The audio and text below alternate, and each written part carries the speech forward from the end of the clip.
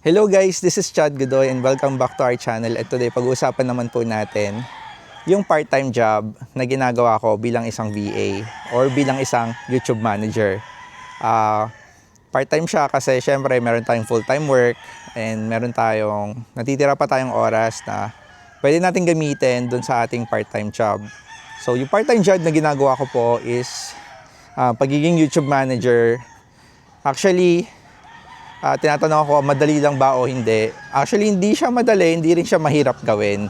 So, nandun lang siya sa difficulty level na hindi mo kailangan masyadong maging techie, pero kailangan mo pa rin gumamit ng mga tools. No? So, doon sa trabaho ko, ang ginagawa ko lang, mostly ngayon, siguro 80% ng trabaho ko, ang ginagawa ko ay nag-edit ako ng mga video na ginamitan na siya ng AI, no? Yung mga AI generated videos ng client ko that running a faceless channel. Ang ginagawa ko lang is ako yung nag-edit ng mga videos niya kasi syempre pag generate siya ng AI, nangyayari kailangan mo pa rin siyang ayusin, kailangan mo pa rin siyang i-manage kasi syempre hindi naman perfect yung AI. Like 10%, 20%, or 30%, sometimes 30% of the video, hindi siya plakado, hindi siya malinis eh. So, kailangan talaga ng tao na mag-edit ng video. Mga ano lang naman, simpleng editing lang, yung papalitan kang pictures, mag-add ka ng asset, hihinaan mo yung volume, yung mga ganun lang. Just to make sure that the video does make sense.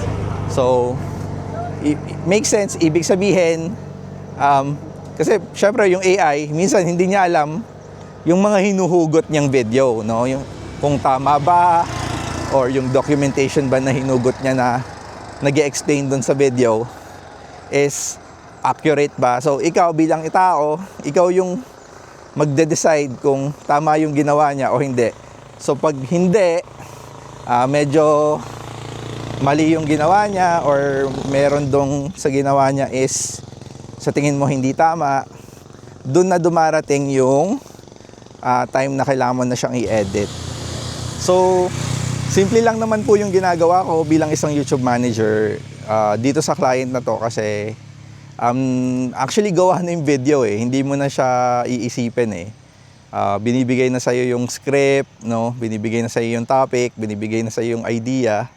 Talagang gagawin mo na lang is kailangan mong mapalabas yung video na tama and as accurate as possible na yung AI, yung mga maling ginawa niya na itatama mo kasi merong mga part sa editing talaga na sablay.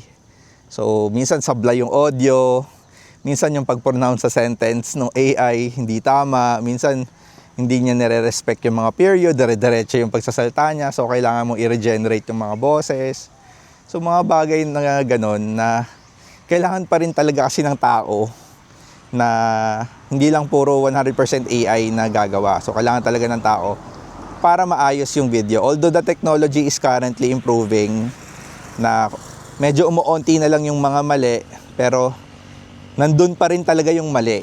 No? Kahit anong gawin natin, yung AI talaga, hindi talaga siya 100% na tama yung binibigay niya or tama yung finifeed niya. So, kailangan talaga ng YouTube manager. And hindi naman ganun kalaki yung sahod ko dito, part-time. Siguro, I just doing it part-time at sumasahod lang ako ng mga around 45,000 pesos per month, no? Para mag-create ng or mag-edit ng videos or at mag-upload doon sa YouTube channel. Kasi isa pa rin pong task dito sa part-time job na to is kailangan mo ikaw yung mag-upload sa YouTube, kaya ikaw mag-i-schedule. Sometimes you need to answer comments, sometimes you need to like yung mga comments ng mga tao, no? Or there's some issues kasi nagma-manage ka rin din ng mga video editors, no?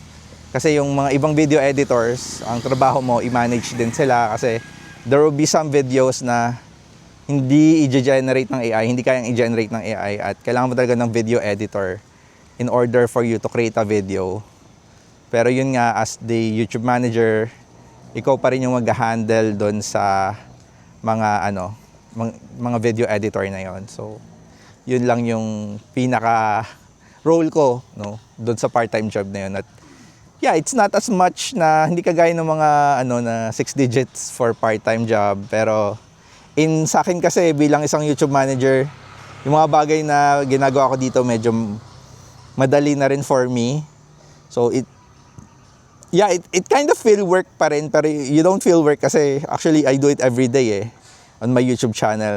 Ngayon kumbaga binabayaran ka na lang in order for you to do it, no? In order for you to edit videos, manage videos. Kung ginagawa ko nga sarili ko na dati hindi ako nababayaran di ba? Or yung iba may nagre-request sa akin magpapa-edit ng video na wala namang bayad. Bakit doon pa sa may bayad, no? And it's a part-time job pero halos sahod na rin siya ng isang regular employee dito sa Pilipinas, and ganun na rin, no? And it adds doon sa sinasahod ko doon sa aking regular job. So yun lang. If you have any questions about being a YouTube manager, or if you have any questions kung saan ako nahahanap tong work na to, feel free to comment down below. Also like this video din po para at least makita ko na nakikinig kayo sa akin, no? So yun lang guys, and I hope may natutunan kayo dito, and don't forget to subscribe to my channel, and see you in my next video. God bless po sa inyong lahat.